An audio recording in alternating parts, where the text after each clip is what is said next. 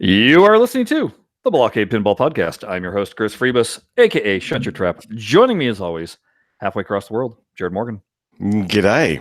How's it going? Long time no speak. Right? Yeah.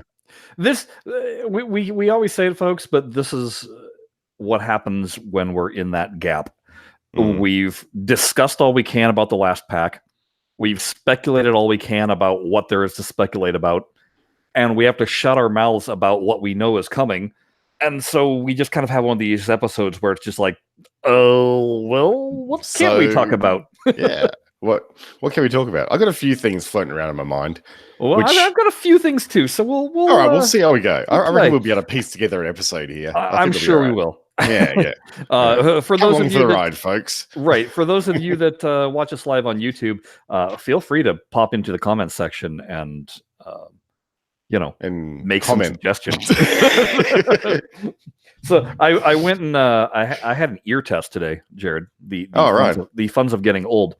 Are they still attached? My ears are still attached. Oh, good. And they're apparently still working. The problem is, and this happened probably, I don't know, maybe a month and a half ago or whatever. I suddenly became aware of ringing in my ears, which people would know as tinnitus or whatever they call it. Yeah, tinnitus, yeah. And it's one of those things that once you notice it, and I honestly have no idea how long it's been going on, but now that I'm aware of it, I can't not be unaware of it. And it was starting to kind of drive me mental in terms of, oh God, is something really terribly going wrong? I don't know. And so, I had to go get my ear test, and they were just like, no, you're just getting old. You're getting old. Yeah. See, I have this. Like at the moment right now, because I've got the headphones on, like this sort of headphone that you see in the video, it tends to block out a lot of white noise. Yeah. So therefore, the noises in my head start to speak to me, and some of those noises are the tinnitus that you're talking about. Like I can hear a high pitched sort of. That's what mine is. High pitched ringing. But that's all it is, really. And most of the time, if there's lots of ambient noise around, I just don't really notice it. So, and that's just it. I don't really notice it that often. When I'm going to sleep, I don't have any problem. Like it doesn't keep me awake or anything. It doesn't bother me. But where it is if I'm trying to watch a movie or TV at low volume so that I'm not blasting out the wife and teen, so that otherwise they're going to say, put on your headphones. And I don't like having to wear the headphones. Okay. So I don't want to, mum, wear the headphones. So I'll have the volume at a reasonable level, but it's not too loud. But the problem is like in quieter moments, I'm trying to hear the movie over the ringing in my head. Oh, right. Yeah, that's annoying. And that's annoying. So you can actually get, you can get surround sound 7.1 headphones, eh? I have 5.1 surround sound headphones. Exactly. So you can actually have probably a better movie experience with the headphones on. No, because they don't produce bass that thumps your chest. I'm sorry, but that's... Or just go like this all the time, and then you can get it, right? Or get one of those transducers that you can mount on yourself and wear like a vest, a transducer vest. Look it up.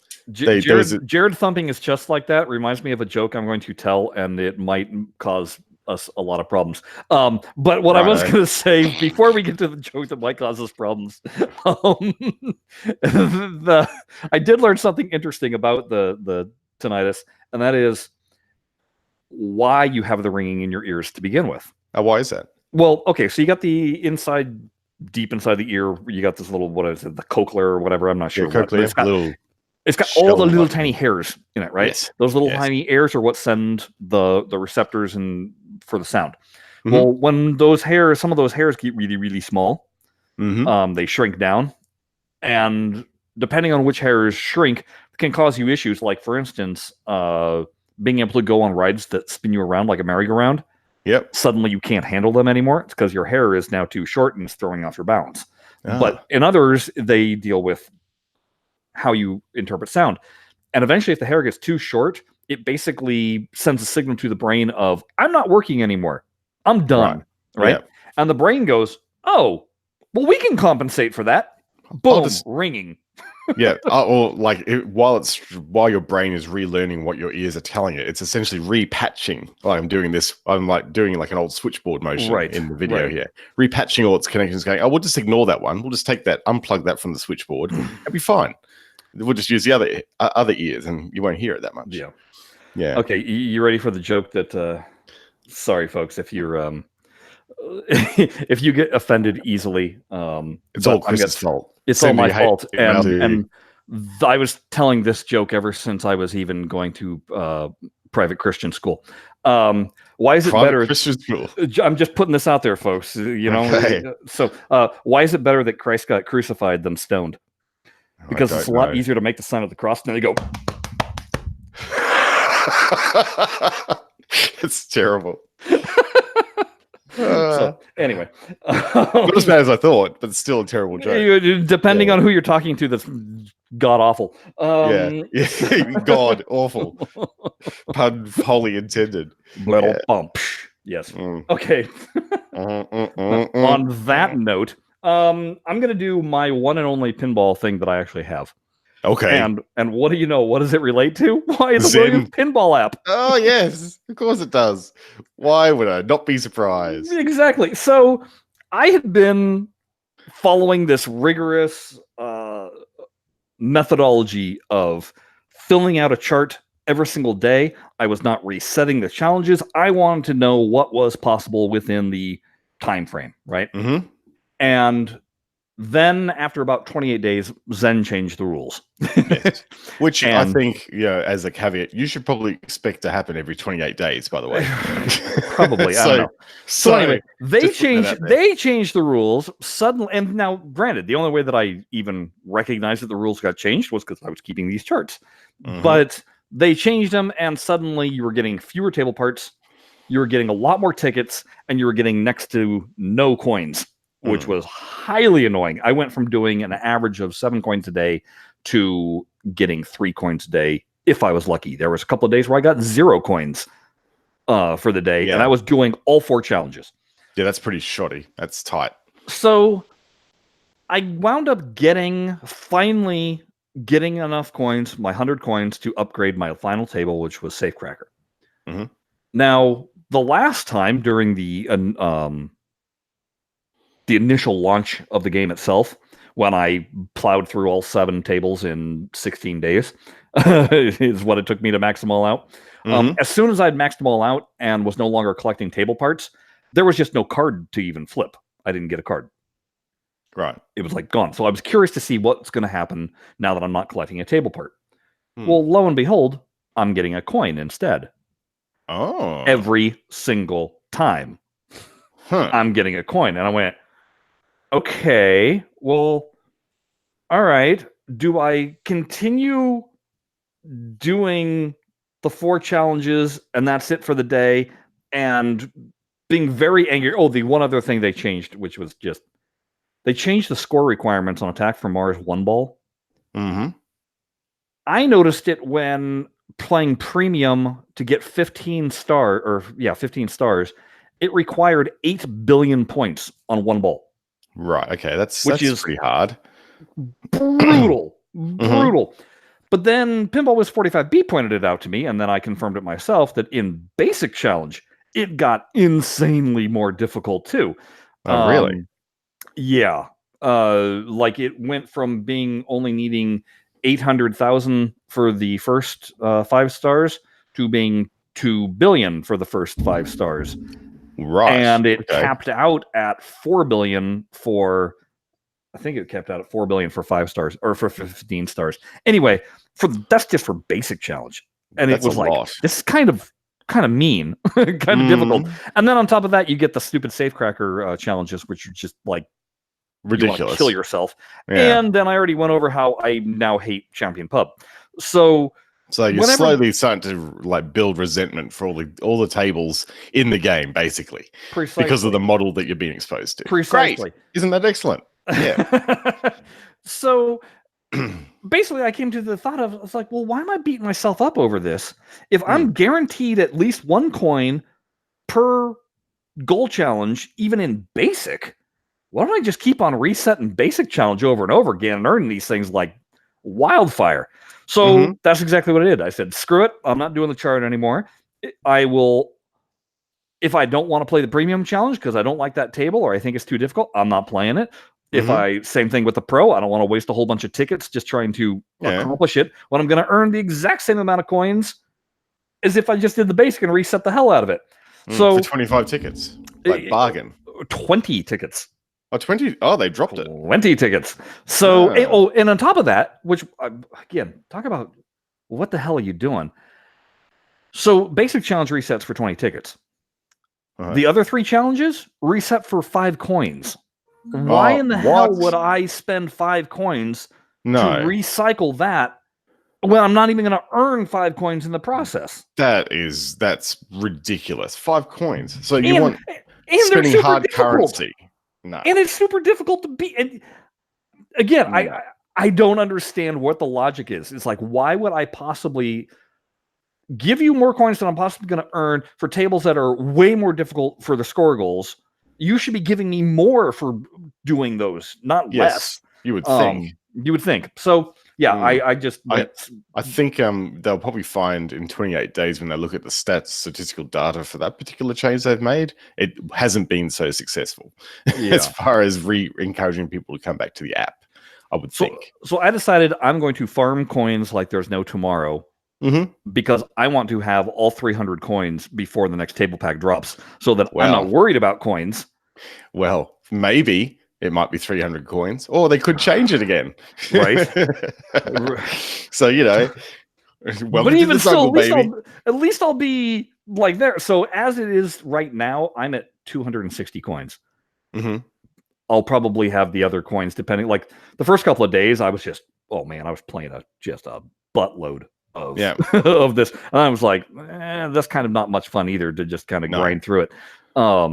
So I dropped down to recycling a couple of times and just if I can collect 10 coins a day, I'm cool and go from there. But then I've heard from other individuals, one in particular who he's only got Safecracker left. Also, he recycled over 30 times and didn't get a single coin. Wow, that's pretty bad. That's terrible. That is terrible. He's got over 70,000 tickets. Oh my God. 70,000 valueless tickets. So excellent. Things are not quite balanced the way they should be. Just putting that out there. Just think how many tournaments he could play on Android and then not get awarded for the tournament at the end. That'll be great. Well, and that's another thing. We still have, the Android people are still complaining that they're not getting any rewards at the end of the tournament. We still got apps or ads that are crashing the app, denying you of your prize for watching the ad in the first place. We've got this imbalance of coins. We've got certain scores that are wonky, tables that need the timer turned off because otherwise the score goals are just brutal to try and achieve. The game itself. And then the game itself is fine. It's just all the other stuff around it that is dragging it down. The core game, the actual art of playing pinball, when you're actually in the game, and you're playing the pinball table. Good experience. Yes. All the other crap, not bad experience. Yeah, bad. But that bad experience can be removed if you pay the princely sum of $49.95 to unlock the entire table set in Australia, or $30 at the moment. But those of us that pride ourselves on not paying anything, well, you've only got yourself to blame. That's what I say to that. There is still though the issue of, and I think that I do agree with people. Hey, if you go ahead and you pay that fee, why are you still getting in-game ads? Well, that should be like one of the main things you get when you unlock a game in the freemium model is usually the premium games have a remove ads option as a discrete option, right? Because that's the thing that pisses you off the most as a player. But this Zen being clever, they want their ad click revenue, and they still get you to view ads between the challenges, which I think, I guess if you look at it, the freemium wrapper around the game is exactly that. It's a shell around the main game of pinball. You don't actually have to play any of the challenges or any of that sort of thing if you don't want to, and if you've paid your money. But if you choose to, it's your choice, then you do have to actually put up with the ads, because that's part of that aspect of the game as far as Zen sees it. Yeah. So, you know, it just seems every fix that they do, or I shouldn't say fix, every tweak that they do is making the experience worse. And there's nothing being added that you make you go, oh, well, hey, that's a good trade-off. Okay. You know, I'm benefiting on this end if I put up with this. Instead, it's just like, oh, you're screwing me again. That. Right. Yeah. Yeah. So. I do get it. And, you know, if our primary platform was Android, and, you know, it has been Android for a very long time for pinball, and it's only recently that Steam is now kind of the thing that I play everything on, I'd be spitting chips. Like, I would not be a happy customer at all. I'd be leaving 1 stars on the app probably.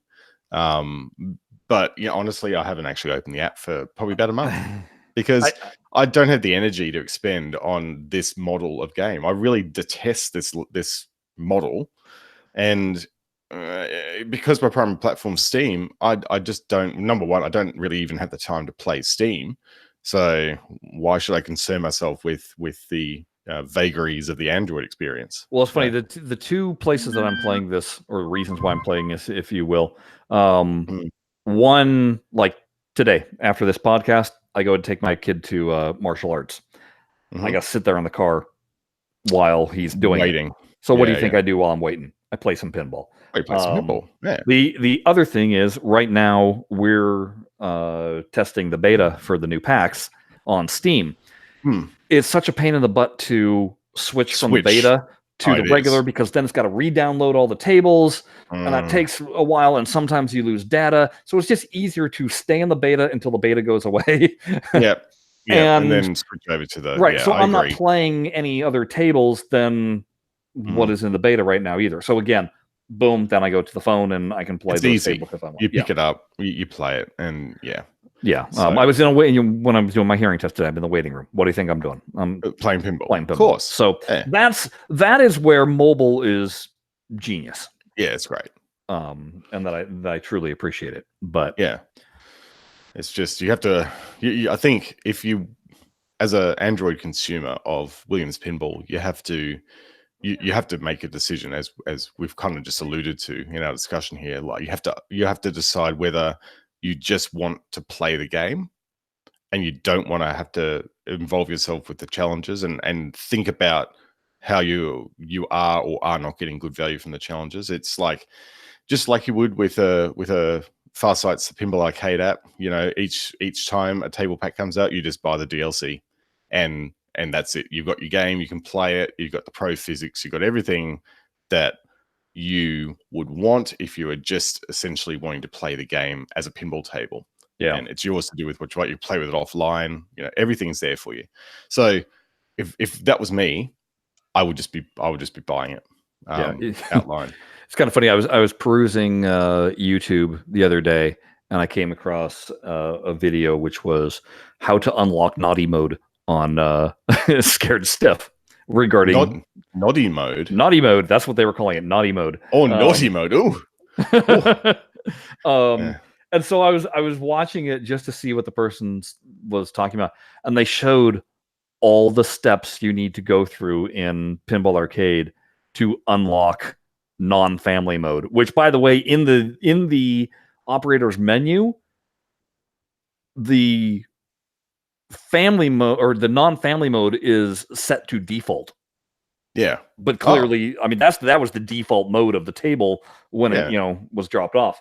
Yeah. So, but oh my gosh, I didn't, because I know that I've done it, but it was a long time ago, and I remember thinking, well, that wasn't worth all the effort, because as soon as I exited out of Elvira, it was gone, and I was going to have to go do it all again.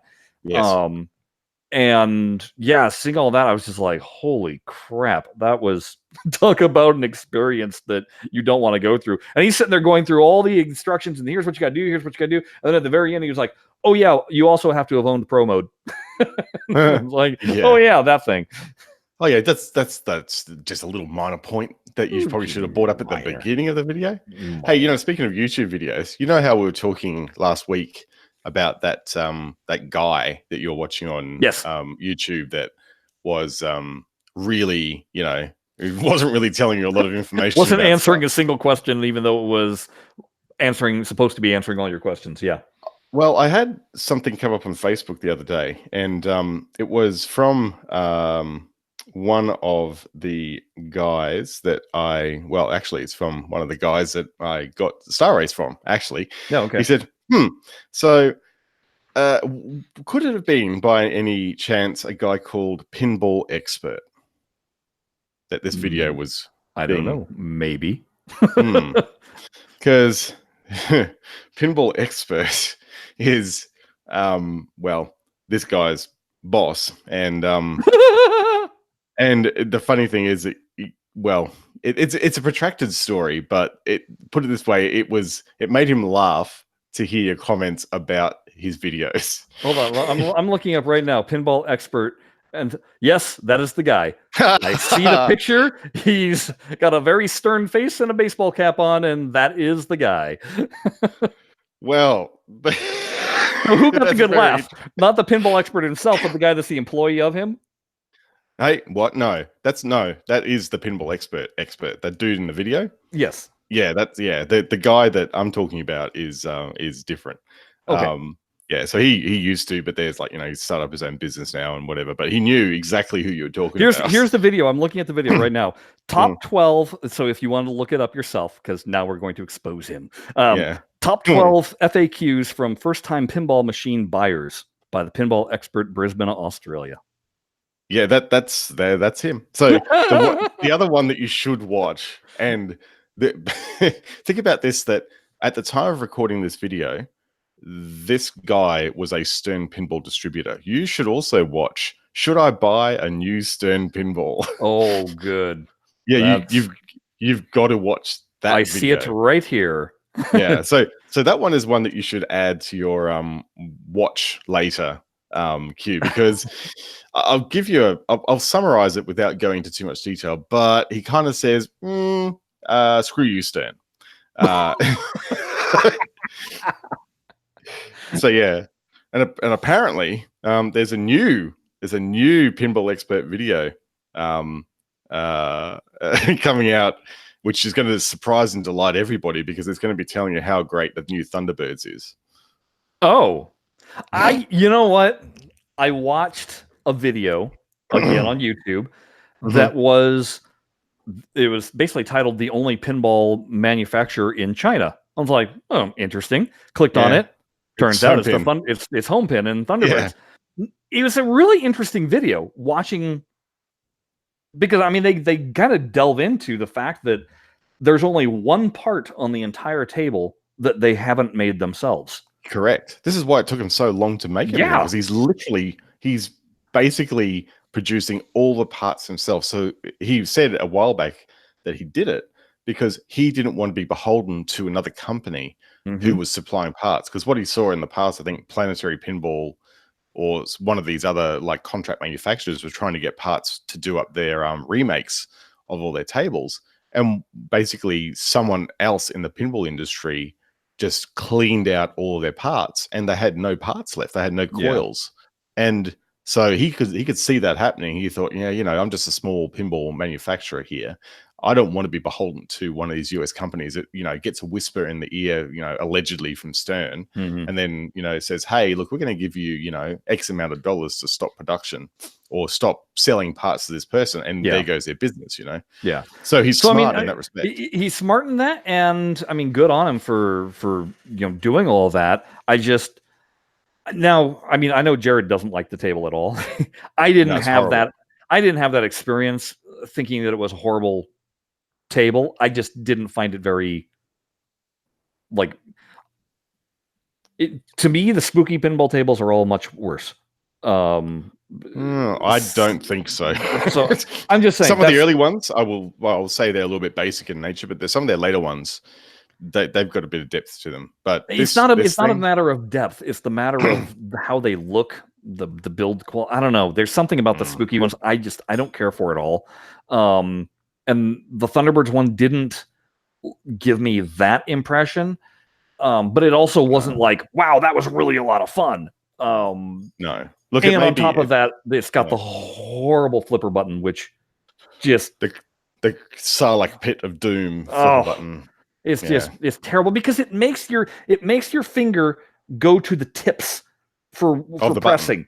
That's what you want to be pressing with, basically, because it's so concave, your fingers just naturally go, and now you're using the tips of your fingers rather than using the pad of your finger. Yeah, and it just doesn't feel right. It just doesn't feel right. I mean, if I bought one of those machines, that'd be the first thing I would do is swap that out immediately. Yeah, and to anybody that is buying the Arcuda cabinet, which is using home pin parts, so I guarantee you're going to be getting that exact same button, because that's the button that I felt when I visited up at Farsight. Just put on order right now some new flipper regular buttons. $1.50 buttons that you can buy from any pinball retailer out there. Yep. Any pinball spare part retailer. You'll want them clear, I think, because I think they are illuminating them. So you'll want the clear buttons. But But it's a good video, though. It is a pretty good video showing you, like, as opposed to a Stern factory video where there's this giant assembly line and all these employees and you can see how it's all chugging around. The home pin factory, it's tiny, and you really get a sense of, hey, if you only had 20 people making pinball machines, this is what it would look like. This is what it would look like. Yeah. So it's a worthy video to check out. Yeah, I did see that cross into my feed as well. I think Google liked to surface these sort of things for me as well. So yeah, I didn't check it out because I kind of know the backstory to it. I knew exactly from the screenshot that was on the article. Oh yeah, that's home pin. Yeah. but yeah, it is a very, if you don't know a lot of the ins and outs of what home pin have had to do to set up their business in the China area, there's actually also coverage on a previous episode of Head to Head Pinball where they interview Mike from home pin, shortly after his wife passed away, which has been one of the challenges that he's had along the way, and all the other challenges that he's had setting up that business in China. It's been a long march. What's interesting is some people think, oh, you're doing it in China for cheap labor. He was like, actually, the labor here is more expensive than elsewhere. He goes, these guys are highly skilled and they get their demand a high price. He goes, what the savings, and he goes, and rent on the buildings ain't cheap. He goes, it's not cheap rent for any of this. Where it is a bargain for price is all of the electronic components, and buying all of that. It's all right there. So he doesn't have to deal with shipping. He doesn't have to deal with customs, any of that. Right. It's just right there. And that's where all the cost saving comes in. And then as he's built up all these custom parts or whatever and built his own part supply, he's not having to worry about all that either.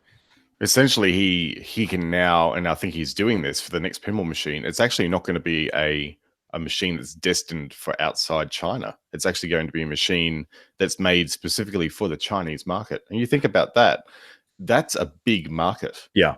That is a huge market. So here's another highlight from the video, because he was saying most of China, they don't know pinball machines. No. And so he had a getaway brought in. And I think I almost want to say that it had to be Frankenstein together, like from a couple of different getaways. Right. And put this thing together, got it running, and was like, there you go. Because he said he was having a hard time, and this is both through, he doesn't speak Chinese or Mandarin or whichever one it is. Sorry for saying speak Chinese. Yeah, either Mandarin or whatever the other one is, Cantonese. So everything has to go through interpreters. But the problem is if if they've never seen these things or understand, how do you interpret that, right? So that was the whole point of bringing in Getaway. So it was like, dude, does this make sense to you now? And the people were like, okay. Oh, right. The pinball, right. And so he said what was really shocking to him was he would come in sometimes either early in the morning or he would leave late. And he says the workers would be piled around the machine playing it, like just for having a good time. And he was like, see, it does translate. Yeah. But then the problem was they were trying to copy everything that was how Williams built Getaway and trying to come to him going, but this doesn't work how we're doing. And he's like, no, that's the whole point. I don't want it to be this. Be Williams. No. This is just an example of what the finished product looks like, not how we're going to do everything. Yeah, so, exactly. It was kind of an interesting. Like I said, watch the video, folks. It's like watch the video. 20, it's 20 minutes. It's worth your time. Yeah, definitely. I'll see if I can find it and link it in the show as I will. I'm good at tracking things down like that. So we're gonna have Pinball Expert linked. We're gonna have this China thing linked. What else do we got to go for? What pinball stuff do you have?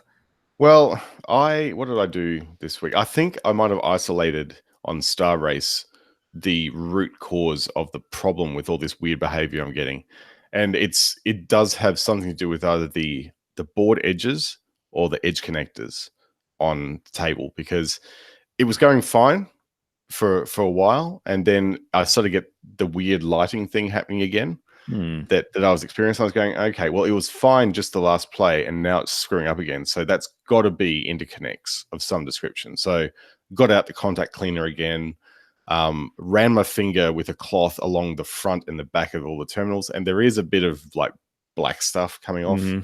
And really, it's one or two things. It's either, I don't know if the actual connectors are transferring the black stuff onto the boards, or the boards are doing it in reverse. But what I think needs to happen is that just periodically, unless I replace the board with a Pascal board, which is like the replacement for System 80 boards, I will just have to keep on maintaining these edge connectors and just cleaning them every so often, like every month. Just go in there, wipe them clean. Because when I did it, I thought, okay, I booted it up again this morning to check behavior, and I booted it, and it did exactly the same thing. All the lights weren't lighting up correctly. There were like some lights on that weren't scrolling in sequence. I thought, all right, that's clearly a problem between either the main connector that goes from the logic board, sorry, not the logic, the driver board down to the playfield. So I pulled that off, reseated it, sure enough, fixed the problem. So that's definitely the connector that's got a problem. Probably the easier fix for me to do would be get John Grist over from JWG Enterprises and get him to just redo that connector. And that would probably, in the long term, solve the problem. And, you know, I think I'm almost willing to do that, because I think I've isolated the problem enough now. That's it. That is the thing that's causing the problem. The other option is that once I've isolated either, it could be the edge, the actual fingers that are on that edge connector, they could be dodgy, or it could be the connector itself. Now, I've had a look inside the connector, and it actually looks pretty clean. Like the pins and everything look pretty good. But I noticed that on the actual fingers that go into the edge connector, they're down to brass. They don't have any tinning on them. Okay. And I like, normally what I do is take it off and retin it, but I tried to retin the display board on this one, and it lifted the track almost instantly. So you need really low voltage soldering iron, which I don't have. So I think it needs to be either retinned or something like that, just to get it back, or maybe just use like a heat station perhaps, and just reheat the pad like that. So see, that's the aspect of owning a machine that I don't like. I don't mind the mechanical stuff. Like, for instance, like I said, I need to get new drop targets. I don't mind replacing that stuff. That to me is kind of fun. Digging in, you unscrew, you get in there, you put it all back together. Hey, boom, great. Yeah. As soon as you get into the electrical stuff, that to me is it's annoying. It is. Like, I think the way I could resolve this problem is just go and spend 400 euros on a Pascal board, because the guy that we were talking about before, not the pinball expert guy, but the guy who told me about the pinball expert, he has done some work for this local builder of all companies here called Hutchinson's, and they're a really big construction firm. Like, you know, they build skyscrapers sort of thing here in Brisbane. And I think nationally as well, they're a national company, but they're really, really into Gottlieb System 80s. Oh, okay. They love them. In fact, they've got probably all of them. Wow. That were ever released. Yeah, they're hardcore pinheads. And so what he's done is he's done a retheme of a couple of these games for them. And as part of the retheme to ruggedize the system, he's put in this board system called Pascal. And Pascal is basically a drop-in replacement that merges 3 boards into one and uses all the existing edge connectors in the game. So you don't need to do any rewiring. You just put this board in, and you're done, and off you go, basically. So, if it continues to be a problem, I can look at maybe doing that, but that then adds a complication. And that is, it adds an extra amount of money that I have spent on the table. And is the table even worth that? Yeah, exactly. Well, it's probably not. That's the thing. Exactly. Like I'm getting to the point now where I've spent close to, I think the last count would have been around $3,500 total on this table to get it to where it is now. And I'm not sure whether anyone would actually pay that for this table. I mean, it's a rare table. There's only 800 produced, but it's a question. Like, I've seen other Gottlieb System 80s going for around 2,500, which are just regular, like, standard bodies. And I don't know. I don't know if people would actually pay that much for it. So that's what I've had to keep in mind with my 8-Ball Deluxe and Firepower. Yeah. Unless you're doing a high-end restoration, you're not going to get the money back. No, these tables, they sell for maybe $1,000 tops. Yeah. And look, even though I've clear coated the playfield and I've done some touch ups here and there, it's by no means a restoration quality touch up. No. Like, this is the best that I could do with the resources that I had. But we're not talking. There's this guy here in Australia called Savage Restorations, and the work he does on playfields is just astounding. Like, he will take like a absolutely shot playfield, retouch it, and then put this clear coat on that defies explanation. You just have to see it. It is amazing. So that is what the pinball collector assumes as a playfield that's been redone. Because that's like people were telling me with they were like, well, why don't you just buy a brand new Firepower playfield? I'm like, well, because it's going to cost me $500 or $600. I spent $500 on the entire machine.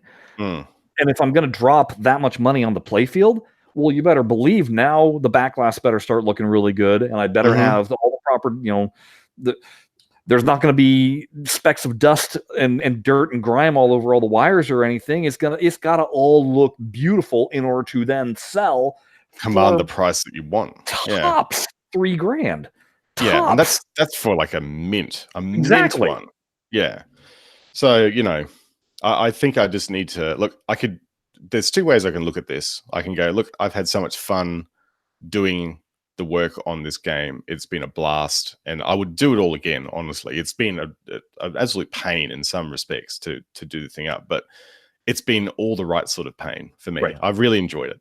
So I could get it to the point where if I sold it, I would feel okay with actually selling it. So that would be like, I'm not selling a lemon, essentially, because I wouldn't want to do that. I wouldn't want to actually like go, hey, this game, look at this. And then, when people get it home and they start running into the sort of similar problems that I am, they then have to go and repair it. But if I could just make cost back on it, I'd actually be pretty happy with that if I sold it. But, the thing is, the pinball market down here is insane at the moment in Australia. Like, you will see people are selling, games that have had 40 plays on them for basically the same amount as they took them out of the box for, or maybe, $1,000 less. And people just going, yep, shut up and take my money. I'll have that.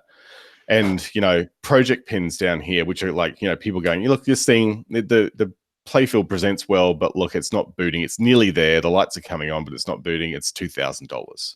Yeah. So for a non-working game, $2,000 in good condition. So this is the sort of market we're facing down here. And, which makes me think, well, maybe I could actually get that money back for it for the right collector who actually wants it. So, I don't know.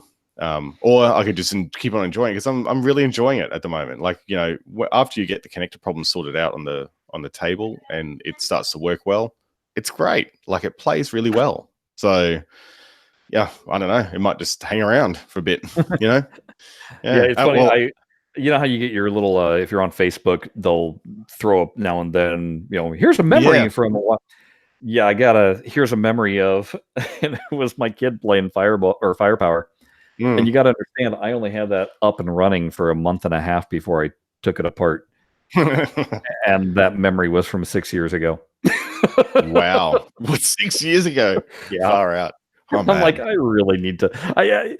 And I've already said what I'm. My just put it back together. Play it. I'm just gonna put the decals back on, put a final coat of clear on, and then I'll put it back together.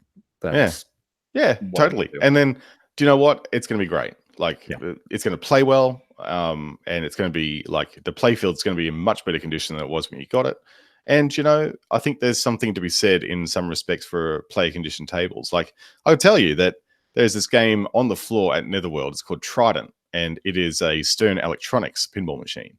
And this thing, it is probably one of the most reliable pinball machines on the floor, right? Like, it rarely malfunctions, as far as we're led to believe. And I know that the guy who runs this machine had it when we were actually doing the pinball tournament out at a Greenslopes Bowls Club. So this machine has been in his possession, earning him money for, I'd have to say probably something to the order of 3 to 4 years. And it will have paid for itself 5 times over by now, because I know he got it for a good price. And, the thing is worn. The playfield has got art missing from it everywhere. And, plastics are in good condition, but the playfield, it's getting pretty worn. But do you know what? Doesn't matter. It's still fun to play. You can still see everything. Everything works relatively okay. So who actually cares? Like, it flips, it works, it's fun. Who cares? Yeah. So, yeah. So in all this time of being in between pinball stuff to speculate about and playing or whatever, I went and this again, it all starts from stupid YouTube. So my favorite band for many, many, many, many years, and still to this point, basically, was New Order. Okay. And if you want to say current active band, it would be Nine Inch Nails, which are two wildly different sonic experiences. But anyway, in my YouTube stuff, I came across some interviews with Peter Hook, who was the bassist for New Order. Okay. And they were recent interviews. And you got to understand, when back in the 80s, next to no information about anything New Order ever popped up. Mm-hmm. And they were very much enigmatic band. Didn't know what was going on. So all of a sudden I'm seeing these interviews. I'm like, oh, sweet. I can actually learn something. So I watched all these interviews, only to find out, and I knew this, but I didn't really understand it. But Peter Hook's no longer in the band. He basically left the band, and then the band reformed, even though he thought the whole band was splitting apart. But they don't actually own the name New Order. They have to license it from New Order. Oh, which is kind of funny. And he was talking about the major, basically they were fighting the entire existence of the band. I was like, oh, I didn't know any of this either. So that then brought me back. I was like, you know what? I remember there was a documentary that I never got to watch way back in the day. I bet that's up on YouTube. So sure enough, type it in. Oh, yep, there it is, New Order story. So I watched that. So I watched that, and then I'm like, I wonder if there's any books that I haven't, been familiar with. Turns out that Peter Hook has written 3 books, and I wound up reading all of them.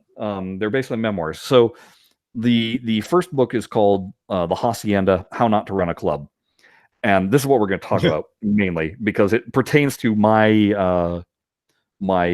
fancy of opening up a pinball arcade. Okay. Yeah, so we'll touch upon that. But anyway, the Hacienda, for those that don't know, was a nightclub in Manchester that Factory Records and New Order basically funded. And it was open for, I believe, 15 years. And it was the epicenter of what they called the Manchester scene, that style of music, that style of club, the acid house and the rave culture, all that, it emanated from this place. Basically, they were the ones that were the reason why ecstasy got introduced into England. Right. Yeah. It all spurned out of this. And the amazing part is it never made a penny. Right. Not a cent. It ran in the red. Well, there were some years that it turned a profit, but unfortunately they owed so much money that there was no profit to be distributed.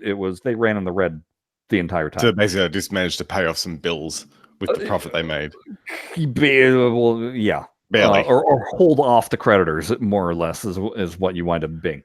Yeah. But then he also wrote this other book. It was called Unknown Pleasures Inside Joy Division, and then Substance Inside New Order.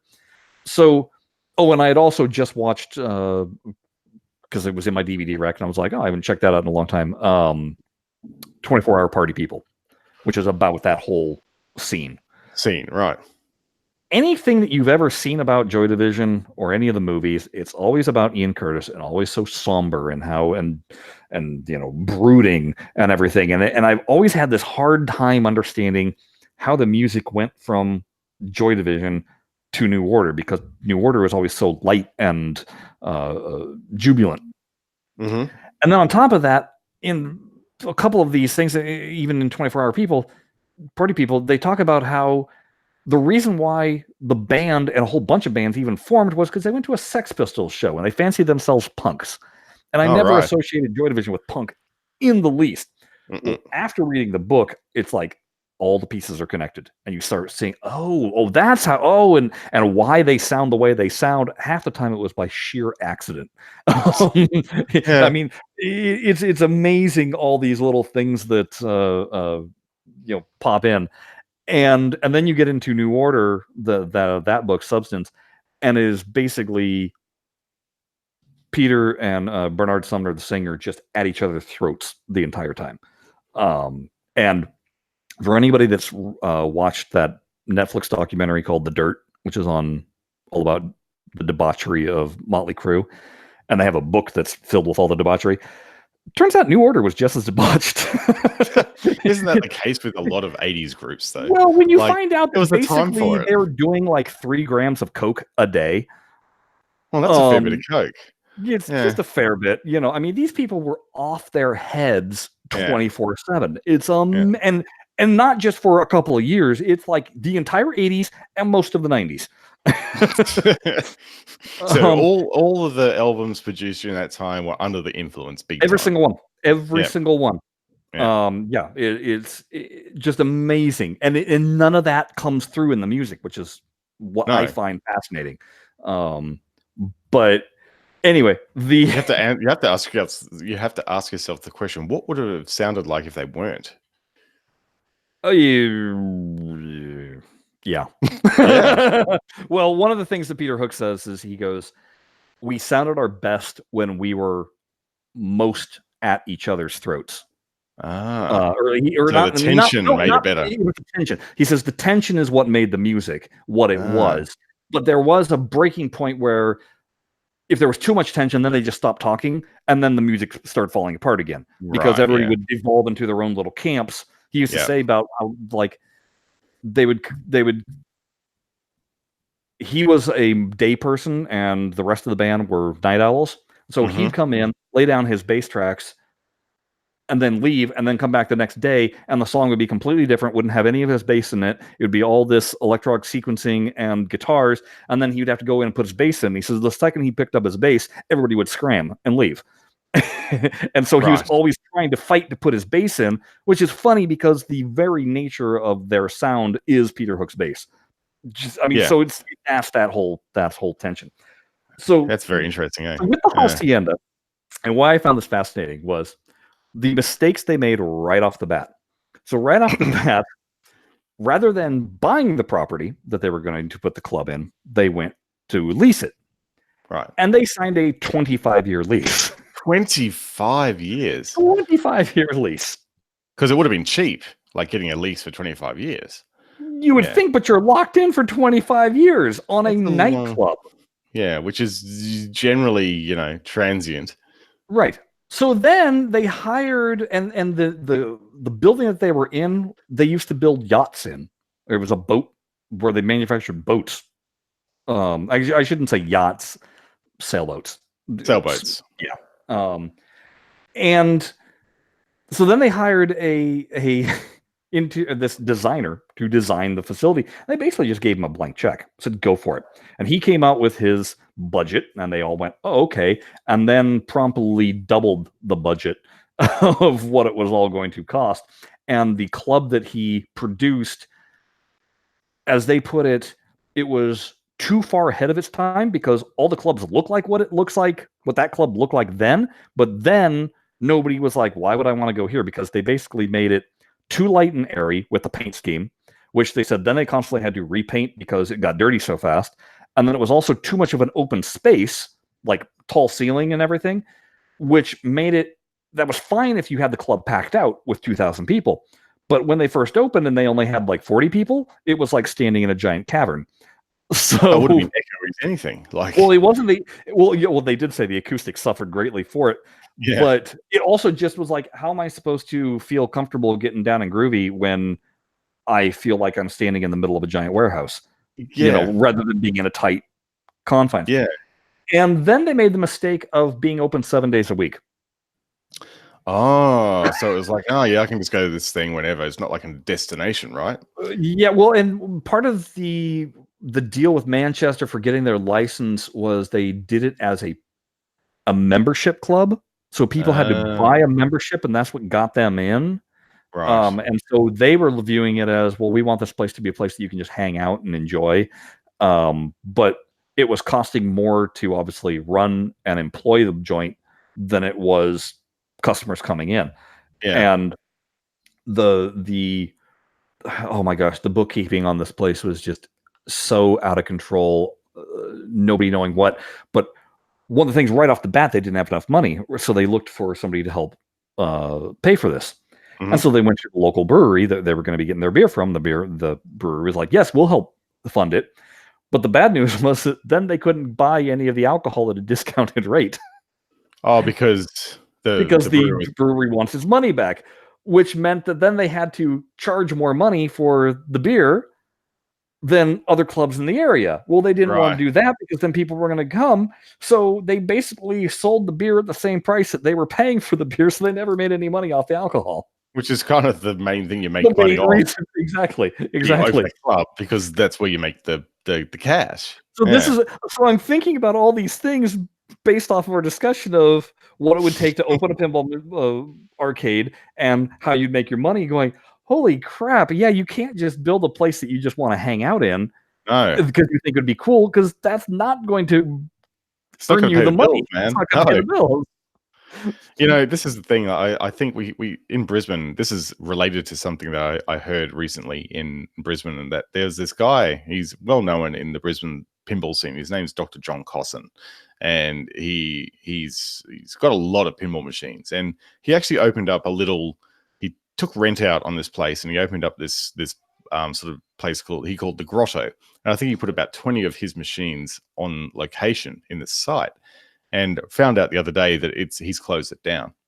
And he closed it down because he was finding, well, you know, I only open it up, you know, every so often, and it's like I've got to pay rent on this 7 days a week, and it just, like, even though, you know, he's like a surgeon, I think, so he's not short of cash, but still, even he was going, this isn't just financially viable to do. I've got to get rid of this. So, you know, I think it's a very important point to make about how you balance your opening hours with the revenue that you expect to take in. And it's got to be, like, if you're opening, for example, just on the weekend to catch a weekend trade, for example, or late at night, for example, when people are back from work and going to that area where you've got all those things that they might want to do during the evening, you know, that's you got to do some careful math about how that's going to work financially, because if you don't get that right, you're in the shiznit.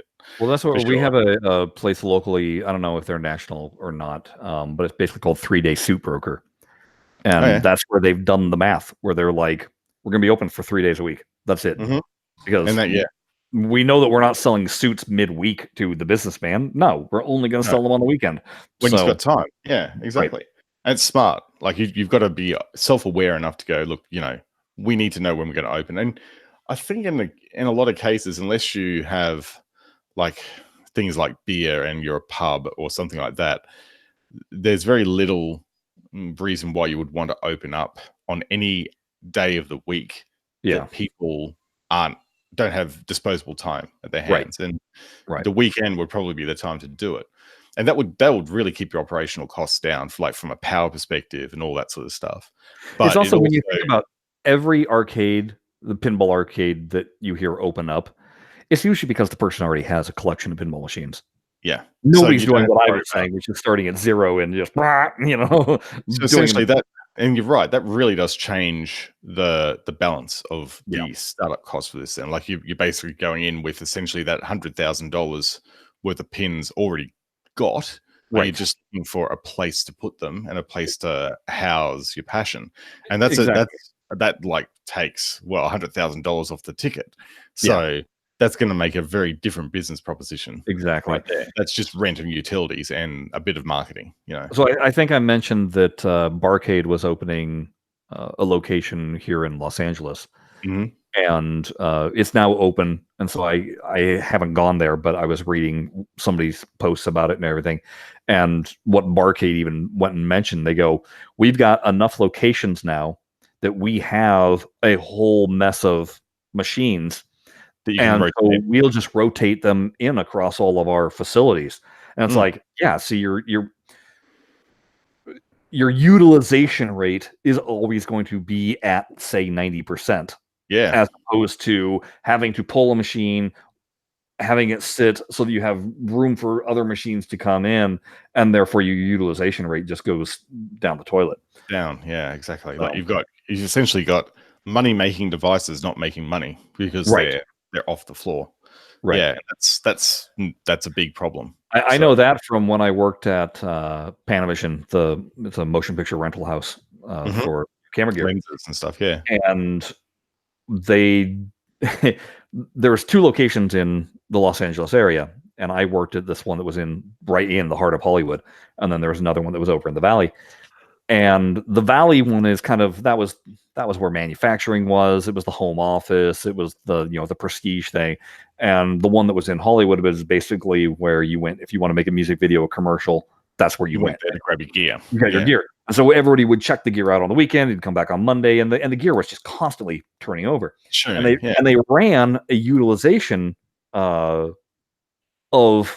our lenses and our camera bodies. Mm-hmm. And our lenses had a utilization rate of something like 90 to 95%. And the camera bodies were, I think, 80%. That's utilization high. Yeah, I mean, it's incredible because basically your camera bodies are going to have time off to get serviced and then be put back in play. And there's also the fact that certain camera bodies would go in and out of fashion for what people would use, right? Yeah. Compare that to the other location. The other location, their lens utilization was something like 40%. And the camera bodies were maybe 60%. And that's basically because camera bodies, they did a lot of features and television shows. So the camera bodies would be out for long periods of time.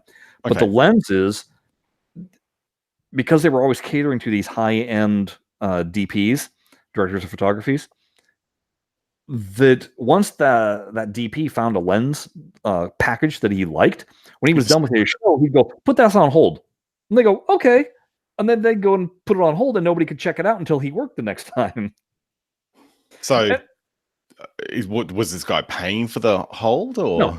They were doing it to keep him as a client because because there's lots of other camera rental houses, and they didn't want him going to another camera rental house, and so it would be like, sure, no, we got plenty of lenses. Well, our location was always running out of lenses, so we were constantly calling over there going, do you have this lens? Can we use it? We just need it for the weekend. And they were like, didn't want to do it. And so eventually we got a new president, and he had looked at the numbers. And he was like, oh, no, none of that. We're not. These lenses only make money when they're actually being used, mate. So let's use the lenses, hey? Exactly. Yeah. So who would have thought? Who would have thunk it, right? Yeah, exactly. Yeah, geez. All right. Well, I guess that's a show. That is kind of a show. Go figure. See, even when we have nothing, we can fill it. There's one thing. There's one thing that I've learned this week as well, and this is to do with gaming on the Surface Book 2. So I've been finding at certain points in playing pinball games, the performance is going great. Then it just goes to the toilet. I get stuttering and all sorts of crazy stuff. And this thing's got a GTX 1060 in it with 4 gig of RAM. Like, that's a pretty decent video card. So I was going, what's going on? So I looked online and some videos, and I found that there's a thermal throttling issue in this particular laptop. So it's not the GPU that's the problem, it's the CPU. And the CPU and Surface Books are actually in the screen. So the screen is like, you can detach it, right? And walk around with it, and it's like a tablet. And then you dock it to the keyboard, which has the discrete GPU in it, which is the NVIDIA one. And what happens is because of the thermal management in the screen where the CPU is, it gets hot and it just starts shutting down. Yeah. So, Oh, you're on mute too, I think. I didn't mean to. I hit it to say something. I didn't unmute myself. Yeah. That's kind of. So you know what the fix is? No. On a $3,500 laptop, what you do is you put a fan behind it, blowing on the screen, and it basically improves the thermal management by about 20%. Wow! So these people have these $3,000 Surface Book 2s, and they have a USB fan plugged in, blowing on the area where the CPU is, and it fixes the problem. Wow. Ridiculous, right? There you go. So that's what I'm going to try. What do we call those? Life hacks? Yeah. That's a life hack, all right? Life hack. All right. Well, we better go. We're going to go. So, hey, folks, thank you once again for listening to us. I'm not even going to hit you with the socials this time. You know why? Because you should know them by now. But that's okay. We'll hit you with them next time. And speaking of next time, hey, hopefully we'll have some actual news to drop on you. There's just, like I said, we're in that lull. We got nothing. So feel free to hit us up and on Twitter and stuff and tell us, hey, these are a topic that I'd like to hear during these times when we have nothing to say. So that'd be all good. All right. Until next time, thanks for listening. Bye-bye. Bye-bye.